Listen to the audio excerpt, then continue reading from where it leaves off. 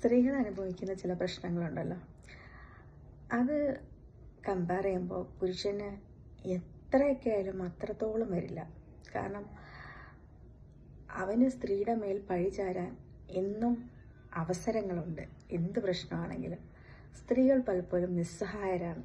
Feminism അല്ല കേട്ടോ, humanism പറയുകയാണ്. എനിക്കറിയില്ല, എവിടുന്നോ ഒരു കോൾ എന്നെ ഏത് ജില്ലയിലാണെന്ന് ഞാൻ പറയാൻ ഉദ്ദേശിക്കുന്നില്ല. ഒറ്റ തവണ ആ കുട്ടി എന്നെ വിളിച്ചിട്ടുണ്ട്, ഒരേ ഒരു തവണ. അതിന് വിവാഹം കഴിപ്പിച്ച് വിട്ടു. അന്ന് തൊട്ട് എന്നെ വിളിക്കുന്ന ദിവസം വരെ ആ കുട്ടി താഴെയും ഹസ്ബൻഡും കട്ടിലിനുമായിട്ട് കിടക്കുകയാണ്. പൊതുസദസ്സിലൊക്കെ ചെല്ലുമ്പോൾ എല്ലാവരും നിങ്ങൾക്ക് വിശേഷമില്ലേ എന്ന് ചോദിക്കുമ്പോൾ അയാളും ഒരു ഇളിഞ്ഞ ചിരിയോടുകൂടി ചോദിക്കുന്ന കേട്ടില്ലേ, എന്താ മറുപടി പറയാത്ത? ആ കുട്ടിയുടെ ദേഹത്തൊന്നും തൊട്ടിട്ട് പോലും ഇല്ല. ഇത് 6 മാസമായിട്ട് ഇങ്ങനെ തുടർന്നുകൊണ്ടിരിക്കുക. എന്നെ അന്ന് വിളിക്കുമ്പോൾ, ഇതിപ്പോൾ 2 വർഷത്തിന് മുന്നത്തെ കഥയാണ്. ഞാനപ്പോൾ കുട്ടിയോട് ചോദിച്ചു, നിങ്ങൾക്ക് വീട്ടിൽ പറഞ്ഞൂടെ? അപ്പോൾ അത് പറഞ്ഞത് വിചിത്രമായൊരു ഉത്തരവായിരുന്നു. കാരണം അവളുടെ അമ്മാവനാണ് ആ നാട്ടിലെ ഏറ്റവും വലിയ ജ്യോത്സ്യൻ. അപ്പോൾ അമ്മാവൻ പൊരുത്തം പറഞ്ഞ ജാതകമാണിത്. പിന്നെ അമ്മാവനെ തേടി എത്രയോ ദൂര സ്ഥലങ്ങളിൽ നിന്ന് ആളുകൾ വരികയാണ്. അപ്പോൾ അമ്മയും മറ്റുള്ളവരും പറഞ്ഞു, നീ എങ്ങനെയെങ്കിലും അഡ്ജസ്റ്റ് ചെയ്യാൻ നോക്ക്. അപ്പോൾ ഒരു ശാരീരിക ബന്ധവുമില്ലാതെ ഈ കുട്ടിയെ എല്ലാവരും പഴിക്കുകയാണ്. ഡോക്ടേഴ്സിൻ്റെ അടുത്ത് കയറി ഇറക്കുകയാണ്. ഇവൾ മിണ്ടാൻ പാടില്ല, സൈലൻ്റാണ്. പൊട്ടിത്തെറിക്കുമ്പോൾ ഈ സ്ത്രീകൾ പൊട്ടിത്തെറിക്കുമ്പോഴേ അവരെ പിടിച്ച് സൈക്യാട്രിസ്റ്റിൻ്റെ അടുത്തോട്ട് കൊണ്ടുപോകും, അല്ലെങ്കിൽ സൈക്കോളജിസ്റ്റിനോട് കൊണ്ടുപോകും. ഞാൻ ഇന്നേ വരെ, ഈ നിമിഷം വരെ ഒരു സർട്ടിഫിക്കറ്റ് എൻ്റെ അടുത്ത് വന്നു എന്ന് പറഞ്ഞ് ഞാൻ കൊടുക്കുകയില്ല. കൊടുക്കുന്നവർ തെറ്റാണെന്നല്ല ഞാൻ പറയുന്നത്. സൈക്യാട്രിസ്റ്റിൻ്റെ അടുത്ത് ചെല്ലുമ്പോൾ ഈ സ്ത്രീകൾ നിസ്സഹായരായിട്ട് ഒന്നും മിണ്ടാതെ ഇരിക്കും. കൂടെ വരുന്ന പുരുഷനായിരിക്കും കാര്യങ്ങൾ പറയുന്നത്.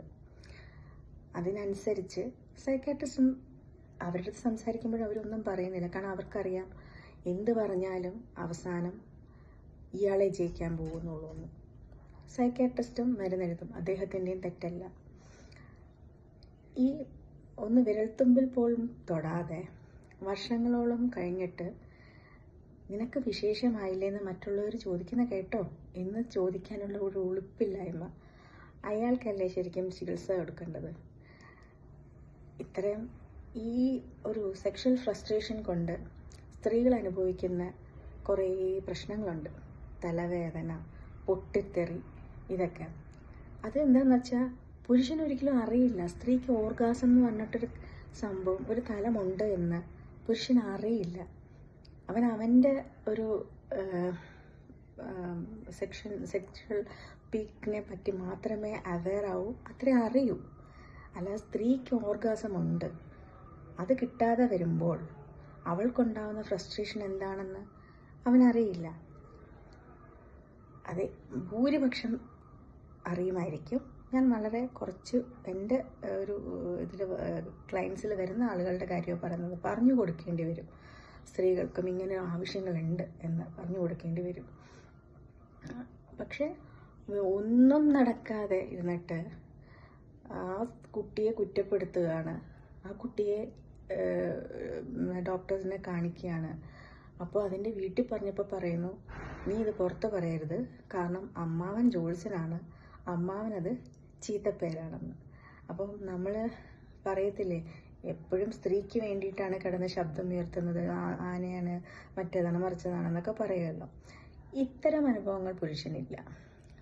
സ്ത്രീയുടെ ഭാഗത്തു നിന്നുള്ള ചെറിയ എന്തെങ്കിലും പാകപ്പിഴ വന്നാൽ പോലും അവൻ്റെ നാടൊട്ടേക്ക് കൊട്ടിഘോഷിക്കാനും അതിൻ്റെ പേരിൽ അവളെ ക്രൂശിക്കാനും എന്തുകൊണ്ടാണ് അവൾ അങ്ങനെ പെരുമാറുന്നത് എന്ന് ചിന്തിക്കാനും അവളുടെ ഭാഗത്ത് എന്തെങ്കിലും ന്യായമുണ്ടോ എന്ന് ചോദിക്കാനും പുരുഷൻ തയ്യാറാവാറില്ല. അത് സെക്സ് എന്ന് പറഞ്ഞാൽ അത് ചെയ്യേണ്ട ഒരു പ്രക്രിയയാണ്. അതിൻ്റെ പിന്നിലെന്താണ്, അവൾക്ക് എന്തൊക്കെ പ്രശ്നങ്ങളാണ് എന്നൊരിക്കലും പുരുഷൻ ചിന്തിക്കില്ല. കാരണം അവർക്ക് സ്വിച്ച് ഇട്ടാലുടനെ ഭൂരിപക്ഷം പേര്, കേട്ടോ, ഞാൻ എല്ലാവരുടെയും കാര്യമല്ല പറയുന്നത്, അല്ലാതെ മനസ്സുകൊണ്ട് മാത്രം സെക്സ് വരുന്ന ആളുകളുണ്ട്, ആണുങ്ങളുണ്ട്. അപ്പോൾ ഇത്തരത്തിലുള്ള സ്ത്രീകളും ഈ ഭൂമിയിൽ ജീവിക്കുന്നുണ്ട്. എനിക്ക് ആ കുട്ടി ഇപ്പോൾ എവിടെയാണെന്നറിയില്ല. എവിടുന്നോ വന്നു ഫോണിൽ കൂടി കുറേ കരഞ്ഞു, പറഞ്ഞു, സംസാരിച്ചു, പോയി. എവിടെയെങ്കിലും സുഖമായിട്ടിരിക്കട്ടെ എന്ന് ഞാൻ പ്രാർത്ഥിക്കുന്നു.